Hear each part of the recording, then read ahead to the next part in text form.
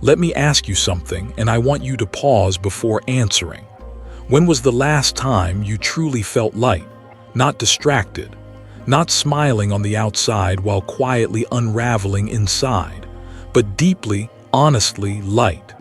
No fear about tomorrow, no guilt about yesterday, just you fully here, breathing in peace and breathing out all the noise. Most people can't remember, not because they don't want peace, but because they've forgotten what it feels like. From the moment we wake up, our minds are flooded with deadlines, expectations, noise, notifications, responsibilities, fears. We scroll, we rush, we plan, we panic. We smile when we're breaking. We joke when we're hurting. And inside, we're always waiting for the next paycheck, the next approval, the next chance to finally rest, to finally be happy. But here's the painful truth no one wants to say out loud.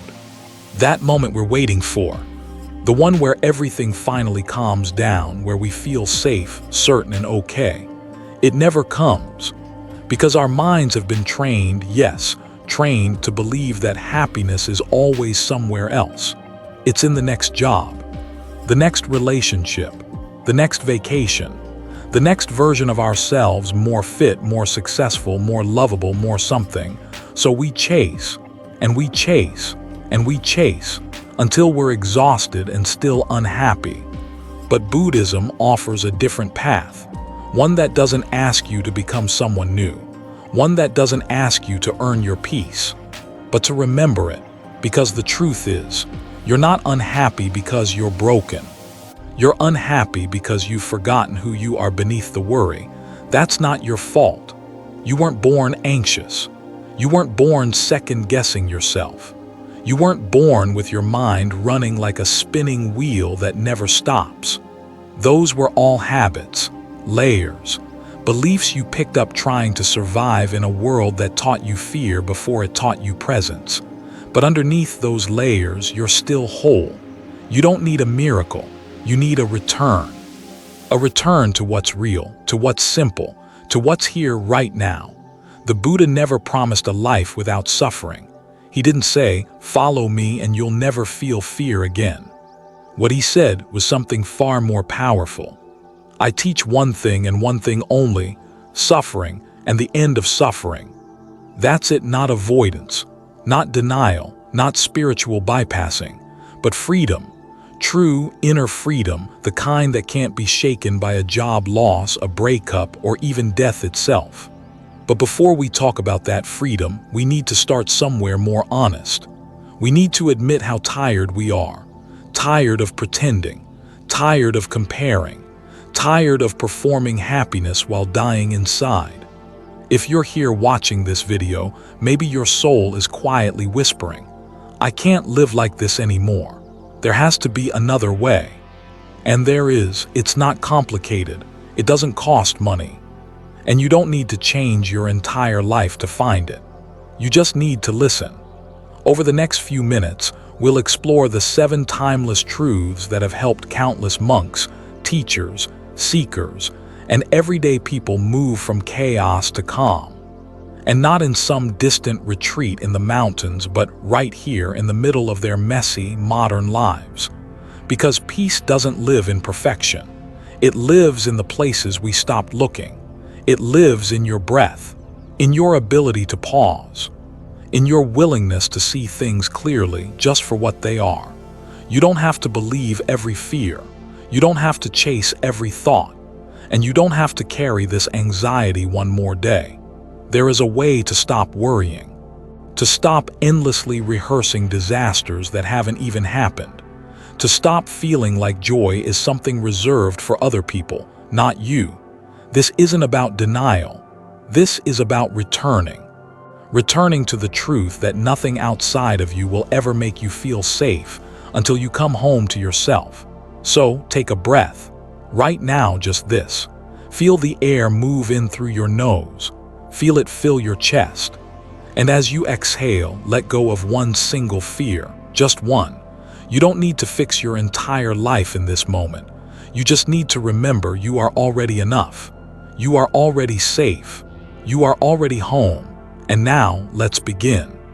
So let's begin not in the past, not in the future, but here, right now, in this breath.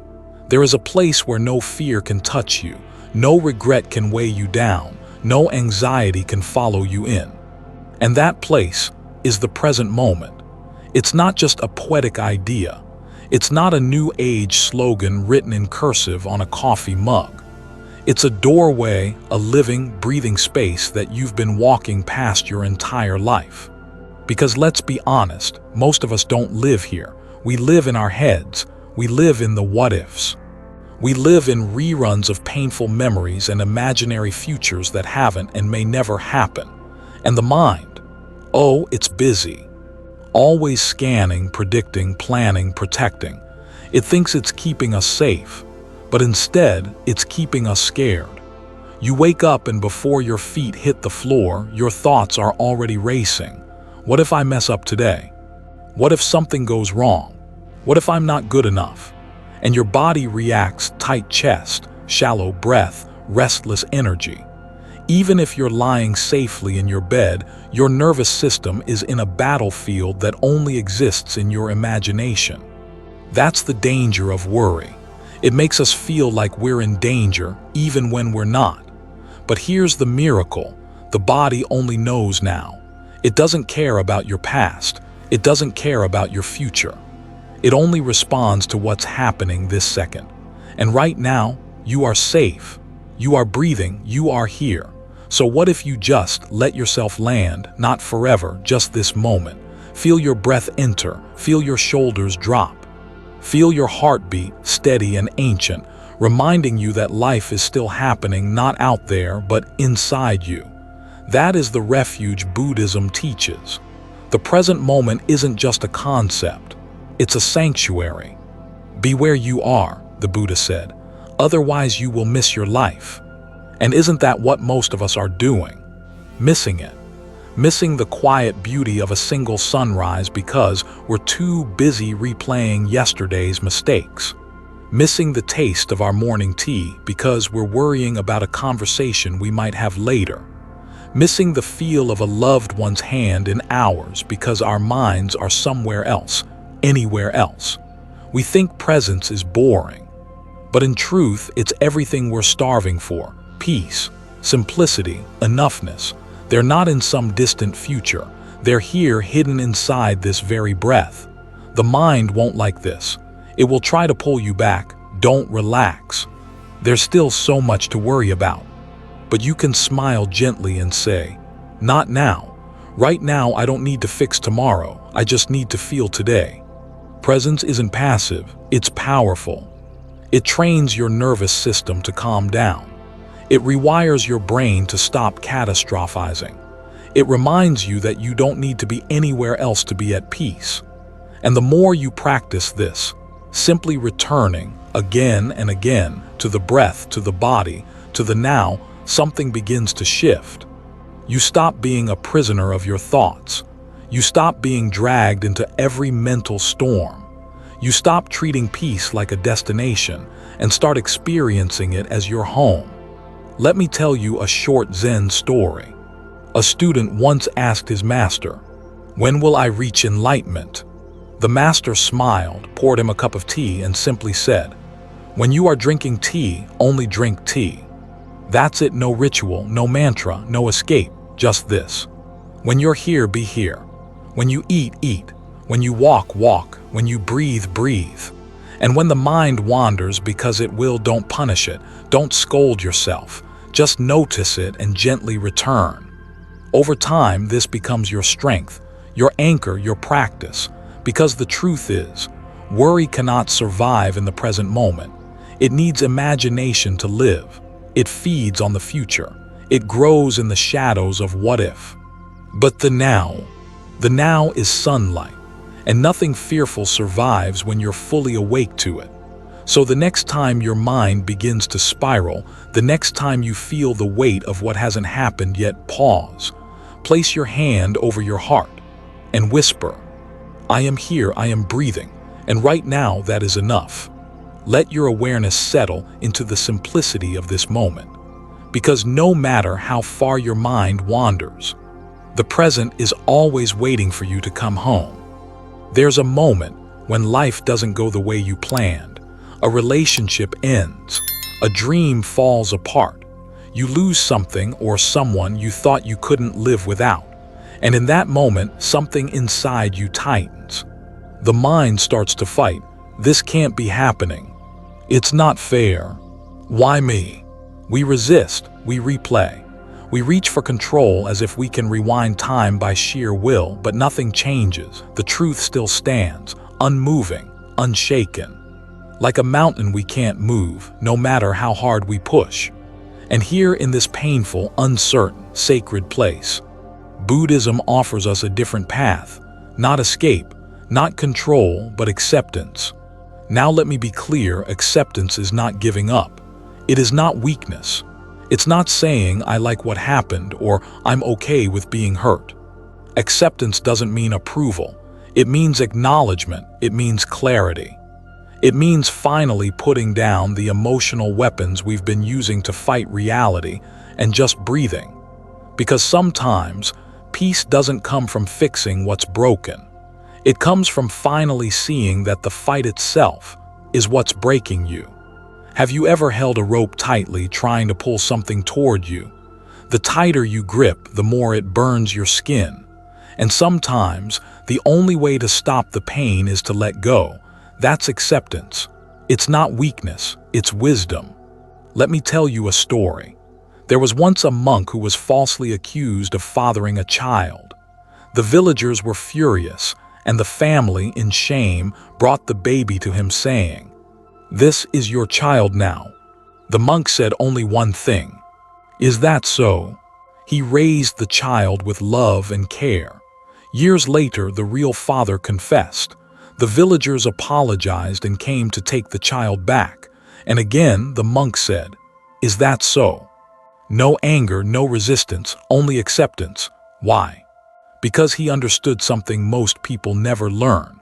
Fighting reality only adds layers of suffering to what's already hard. And most of our pain isn't from the situation itself. It's from our refusal to accept that this is what's happening right now. We say things like, "It shouldn't be this way. This wasn't supposed to happen. Life isn't fair." And while those thoughts may feel justified, they keep us stuck. Stuck in tension, stuck in bitterness, stuck in a version of reality that only exists in our heads.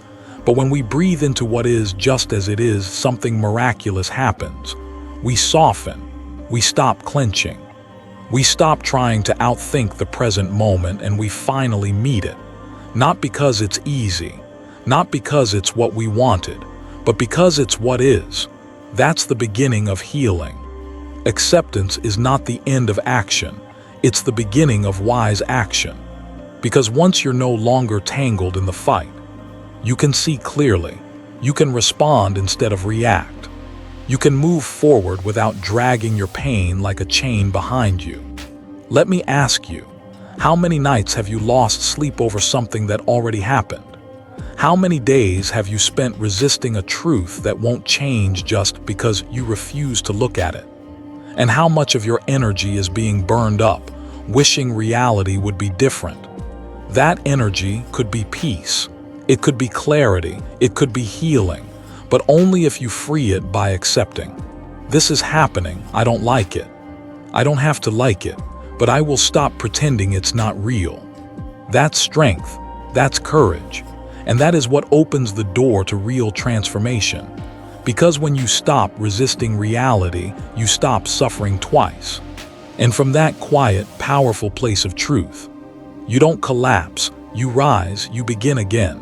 You move not from fear but from understanding, not from control but from trust. Because now you see, peace is not found in bending life to your will. It's found in your willingness to meet life as it is, right here, right now. Let me ask you something quietly, something most people never ask themselves. Who would you be without your thoughts? Not your memories, not your anxieties, not the voice in your head that's always commenting, doubting, worrying. Just you, the awareness behind it all. Because here's the truth Buddhism whispers, softly but radically. You are not your thoughts. You never were. And the moment you truly understand that, not just in your mind but in your bones, is the moment everything begins to change. Most of us live like our thoughts are absolute truth. A thought appears, I'm not good enough. And we don't question it, we wear it like a name tag. Another one comes, something bad is going to happen. And suddenly, our body tightens, our chest aches, our whole day changes based on a passing cloud in the sky of our mind. This is what inner chaos feels like. Not because the world is attacking you, but because your own mind is holding you hostage. You see, the mind is like a wild horse. It can run fast, it can carry you far. But if you never learn to hold the reins, it will drag you through brambles, cliffs, and storms of your own making. This is why the Buddha didn't say, get rid of thoughts. He taught us to observe them. Because when you can observe a thought, you are no longer owned by it. Let me tell you something beautiful and strange. You have never been your thoughts. You are the one who sees them, like clouds drifting through the sky. Some are light, some are heavy, some block the sun for days, but none of them are the sky itself. The sky remains open, vast, untouched, and so do you. So here's a powerful practice, simple but life-changing. Next time a thought arises, especially one that triggers fear or shame, pause. Don't fight it, don't feed it, just name it. Ah, this is fear. This is doubt. This is judgment. Like a gentle scientist just noticing. No drama. No battle. Because the moment you name it, you reclaim your seat as the observer. You move from being the storm to watching it pass. This is what mindfulness is all about. It's not about having no thoughts. It's about seeing clearly that you are more than the noise. Let me share a short Zen parable. A young monk went to his master and said, "Master, my mind is full of terrible thoughts. How do I make them stop?" The master poured a cup of tea until it overflowed. The student shouted, "Stop, it's spilling." The master said, "That is your mind, full because you believe everything that pours in." Silence, realization, peace. So what if you stopped drinking every thought like it was truth? What if the next time your mind said, "I can't handle this," you replied gently, lovingly, "That's just a thought, not a prophecy, not a fact, just a cloud." Can you feel the space that opens up? That space is your power. It's the difference between suffering and clarity, between reaction and choice, between drowning and floating. The thoughts won't stop. That's not the goal. They're like birds in the sky, they will come and go. But you are the sky, unchanging, deep, limitless. And when you live from that space, life doesn't stop being hard, but it stops controlling you. You begin to respond with calm. You begin to notice your triggers without falling into them. You begin to trust yourself, not every story your mind tells, because the stories will come. They always do, but now you know.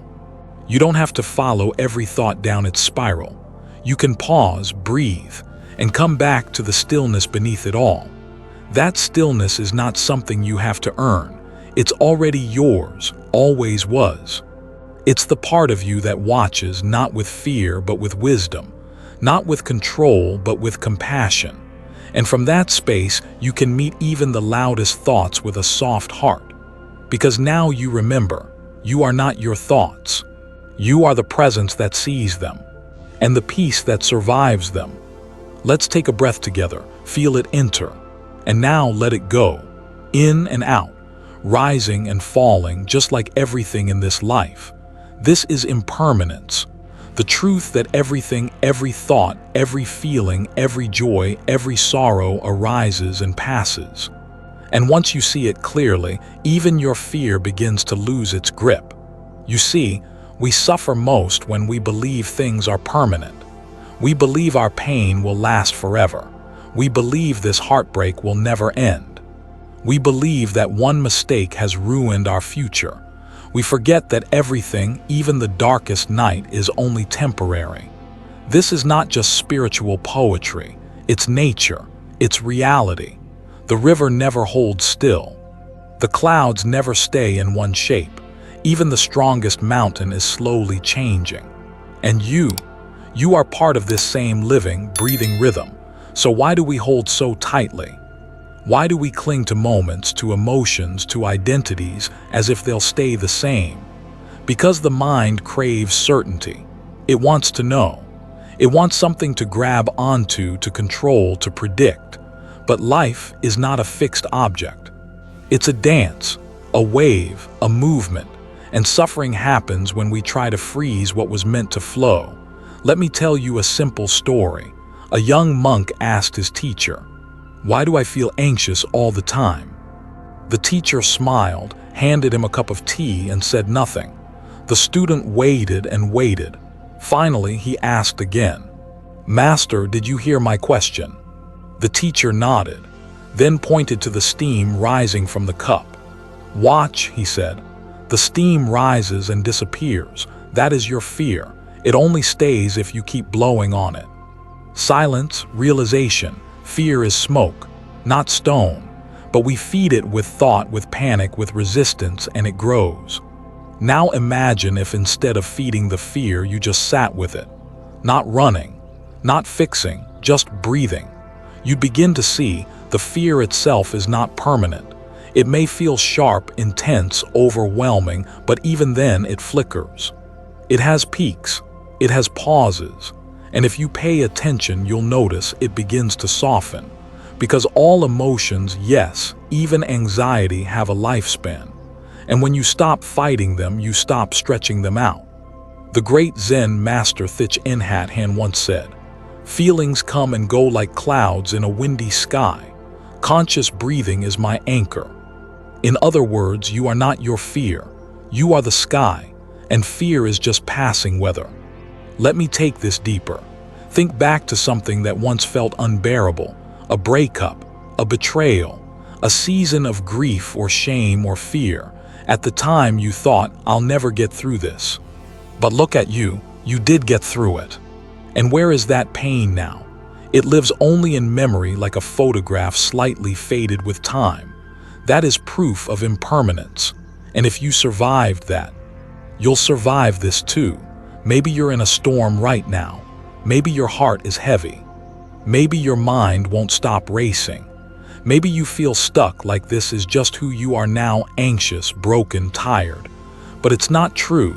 This isn't forever. This is a moment, and moments pass. When you remember that, you give yourself space. You stop saying, "I am anxious," and start saying, "Anxiety is here, but it won't stay." That shift is freedom, because fear loses power the moment you stop believing it will always be there. Let me give you a practice. When you feel overwhelmed, whisper gently to yourself, "This is only a wave. I am not the wave, I am the ocean."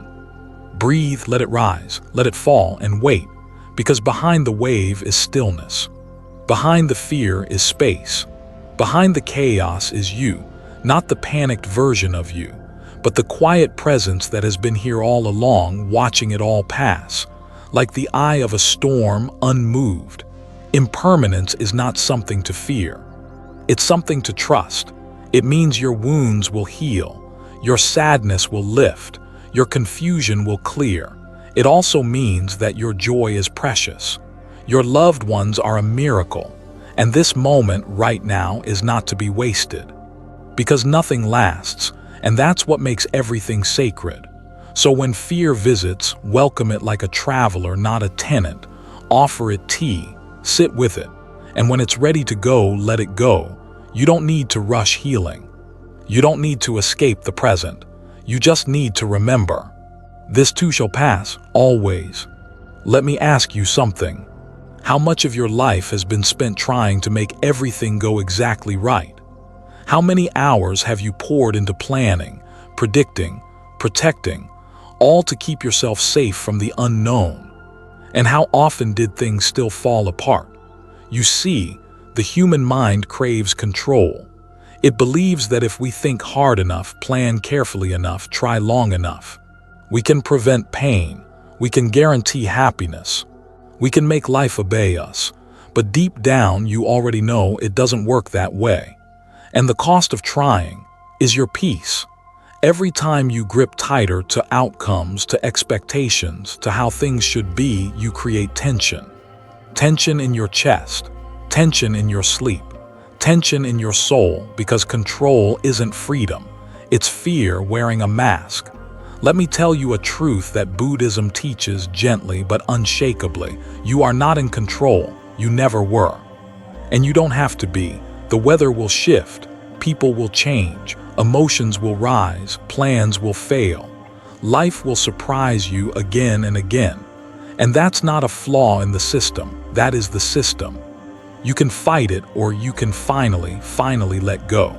Let me tell you a story, short but unforgettable. There was once a man who fell off a cliff. As he tumbled down, he managed to grab hold of a single branch. Dangling there high above the rocks, he screamed, "Help, is anyone there?" A voice replied, "Yes, let go." The man paused and shouted again, "Is anyone else there?" The lesson: most of us are that man, clinging for dear life, not realizing that below us is not death but freedom.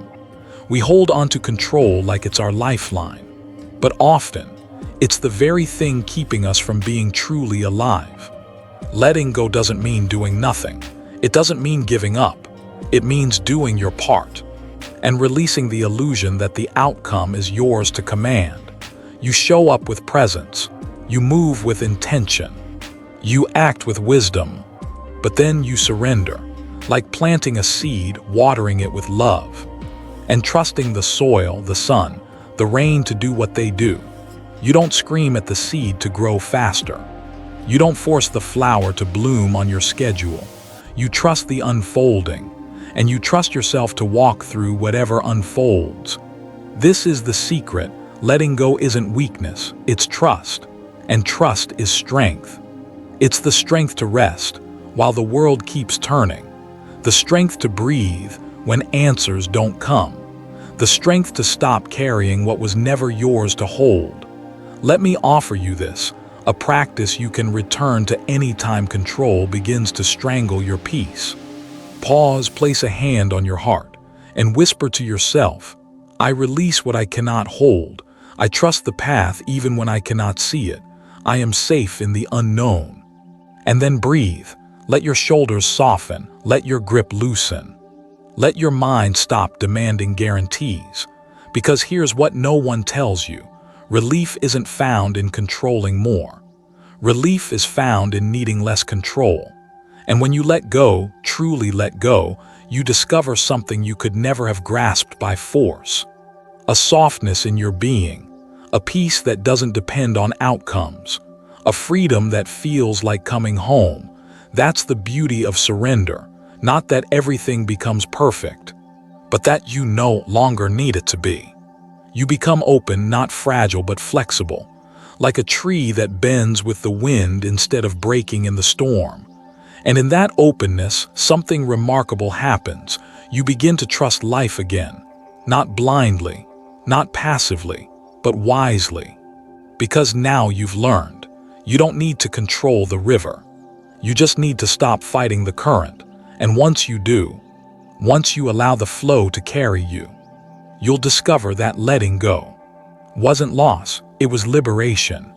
Let me tell you something most people never hear. That voice in your head, the one that worries all the time, the one that doubts everything, the one that panics at every what if. It's not your enemy. It's not broken. It's not weak. It's not something to silence, crush, or escape. That voice is just a frightened child, a part of you that learned long ago that the world isn't always safe. That pain comes out of nowhere. That love can leave. That good things don't always last. So it built a defense. It learned to prepare for the worst, to rehearse every disaster, to predict every possible loss, not because it wants to make you suffer, but because it thinks it's protecting you. And maybe once it did. Maybe when you were young, uncertain, powerless. That voice kept you on alert, kept you vigilant, kept you safe.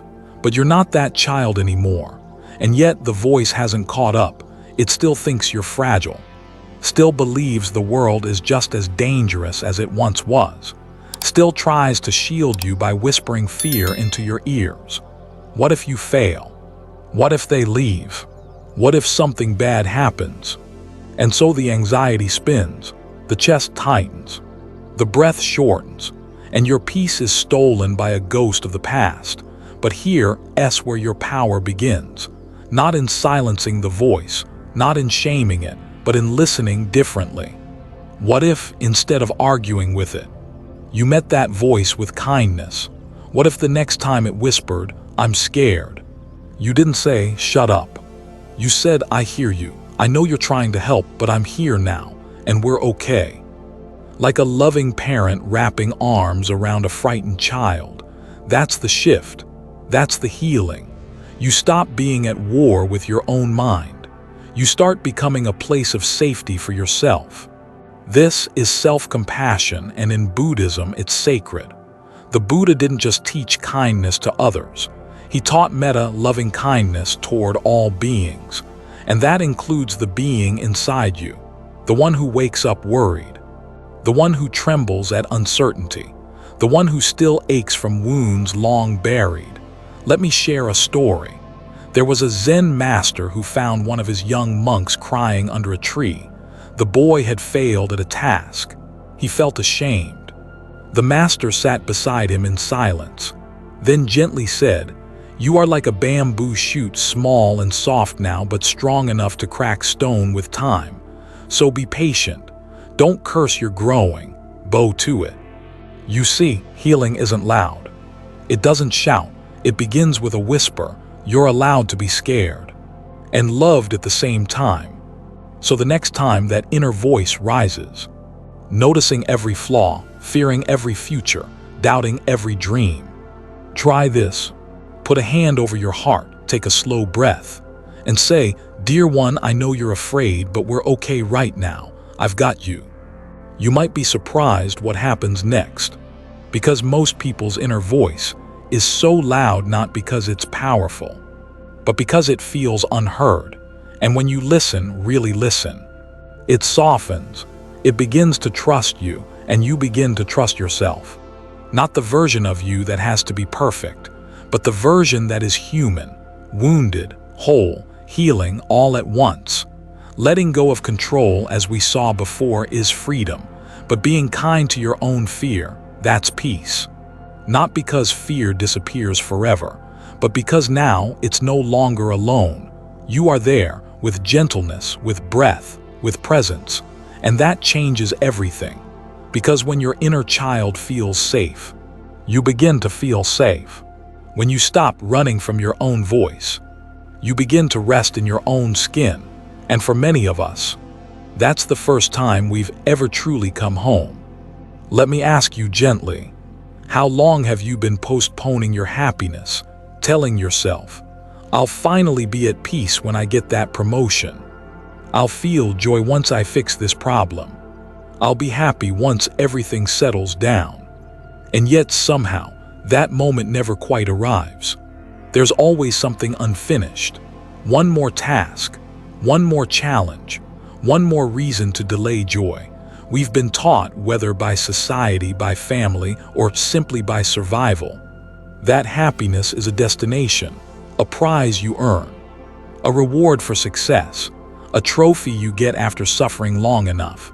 But Buddhism offers a radical, sacred truth. Joy is not a reward, it's a practice, a choice, a way of seeing, not a result of what you see. And once you understand this, you stop waiting for your life to be perfect. You begin to feel alive in the middle of the mess. Let me tell you something beautiful and rare. The Buddha, after attaining enlightenment, did not say, "Now I can be happy forever." Instead, he simply sat quietly under the Bodhi tree, feeling the breath rise and fall, watching the wind stir the leaves, smiling at the simple, radiant truth of the present moment. No achievements. No applause, just this moment, this breath, this mysterious, fleeting, sacred now. Joy wasn't something he found. It was something he returned to, and you can do the same, because joy is not somewhere down the road. It's the road itself. It's the sun warming your skin. It's the laughter in your chest when you stop taking yourself so seriously. It's the peace in your breath when you stop fighting this moment. Joy doesn't require your life to be in order. It only requires your presence. Let me share a story. A Zen master was once asked by a student, "How do I experience joy when my life is full of problems?" The master didn't speak. He just handed the student a cup of tea. The student looked confused. "Master, I asked about joy." The master smiled, "And I gave you an invitation." You see, joy is found in moments like that, not in the answer, but in the invitation to be here fully, deeply, without resistance. Sometimes it's in the way sunlight filters through the trees. Sometimes it's in the sound of rain tapping the roof. Sometimes it's in sipping warm tea, not as a distraction, but as a sacred act of awareness. You don't need a perfect life to feel grateful. You don't need all your wounds healed to feel love. You don't need to be fearless to feel free. You only need to stop postponing your aliveness. Joy isn't loud or dramatic. It's not always found in celebration or success. Sometimes joy whispers. It hides in stillness, in laughter shared between friends, in the quiet exhale after a long day, in the way your feet feel touching the ground. It's always been here, just waiting for you to notice. So here's your practice. Every morning, before the world demands anything of you, pause, put your hand on your heart, take one deep breath, and ask, what joy can I find right here? Maybe it's the softness of your pillow, the taste of water on your tongue, the quiet hush of early light. These moments are not small, they are everything, because joy doesn't come after life becomes easy. Joy comes when you stop insisting life must be hard to be meaningful. It's not found in controlling your circumstances. It's found in meeting them with openness, with appreciation, with gentle curiosity. And the more you do this, the more you practice joy, the more natural it becomes. Not a spike of emotion, but a way of being. And yes, grief will still come. Fear will still visit. Storms will pass through your sky. But now they won't take everything with them, because you've built something stronger, something softer. A joy that's rooted, not in perfection, but in presence. And that, dear listener, is freedom.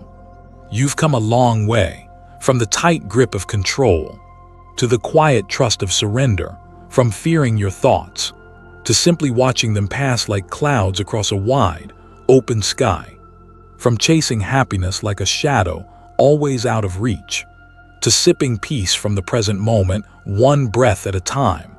But now comes the real question. How do you carry this into your life?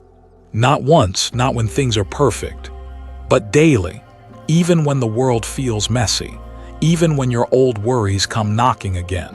The truth is they will. Worry doesn't vanish forever. Fear doesn't disappear just because you understand it. Doubt doesn't stop whispering the moment you realize it's not true. But now you're different. You're not afraid of the noise anymore. You've seen behind the curtain. You know you are not your fear. You are not your worst-case scenario. You are the one who watches, who breathes, who chooses.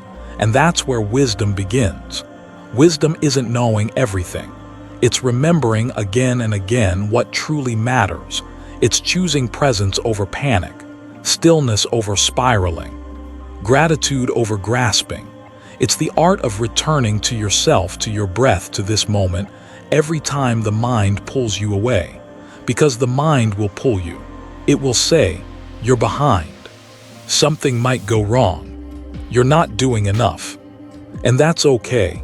You don't have to argue, you don't have to win, you just smile gently and return. Thank you, mind. I know you're trying to protect me, but I choose peace now. I choose now. This is what it means to live with inner peace daily, not perfectly, but deliberately. You don't wait for the noise to stop. You learn to be still in the middle of it. Let me share something simple, a practice, a ritual. Call it the 3 breaths of wisdom.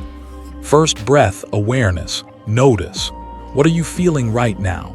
What story is your mind telling you? Second breath, compassion. Place your hand over your heart. Whisper softly, it's okay to feel this. I am safe. Third breath, choice. Ask yourself, what does peace look like in this moment? Maybe it's slowing down. Maybe it's letting go. Maybe it's just smiling and doing nothing at all. 3 breaths. That's all it takes to return. Over time, those returns become habits.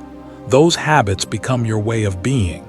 And slowly, beautifully, the space between worry and wisdom gets shorter and shorter. You begin to catch yourself. You begin to soften. You begin to trust yourself.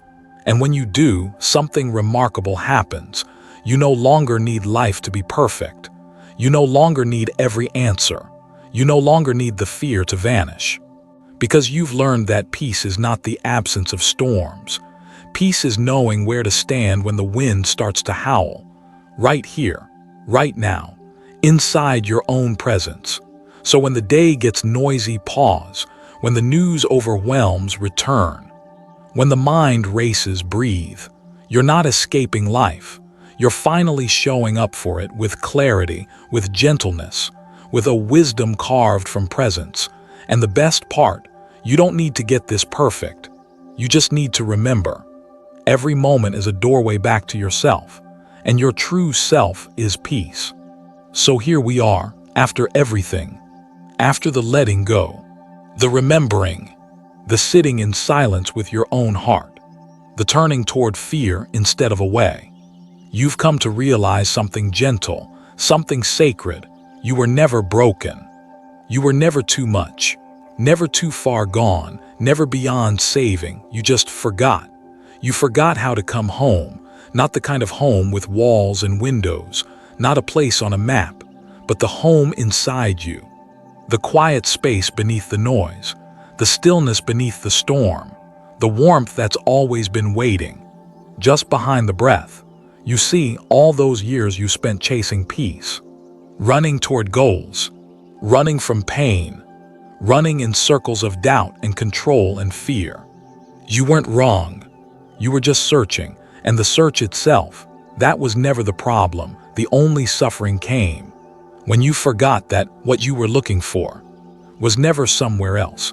It was you all along, unshaken, whole, enough, even in the chaos, even in the heartbreak, even when you thought you failed. Your soul never left you, like a candle in the wind. The flame flickered, yes, but it never went out. You just needed to pause, to breathe, to feel your feet on the earth again, to stop chasing and start listening.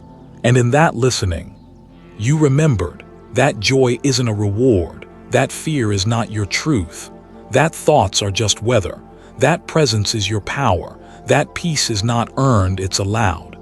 And now, dear one, now you know the way back, not because I told you, not because a book or a video revealed it, but because you walked it, step by step, breath by breath. You sat with yourself, you softened, you stopped fighting, and you came home. And if someday you forget again, that's okay. If the noise returns, if the world spins too fast, if the fear gets loud, don't panic, just come back. One breath, one pause, one gentle whisper, I'm here. I remember. I am home. Because the path of peace isn't straight. It's not linear. It's a spiral winding inward again and again, to the same place, yourself. And with every return, your roots grow deeper, your presence grows stronger, your compassion grows wider. You don't need to be perfect. You only need to be present.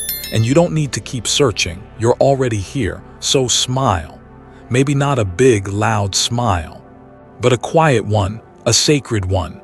The kind that knows, I'm not waiting for peace anymore. I am peace. Thank you for walking this path with me. If this journey has touched something inside you, if even a single breath felt softer, then that is enough. Not because this is the end, but because something beautiful has just begun. You remembering yourself. And every time you forget, come home again, come home again, come home again. From the heart of Zen Buddhism Wisdom, thank you for listening. May you be well, may you be peaceful, may you be free.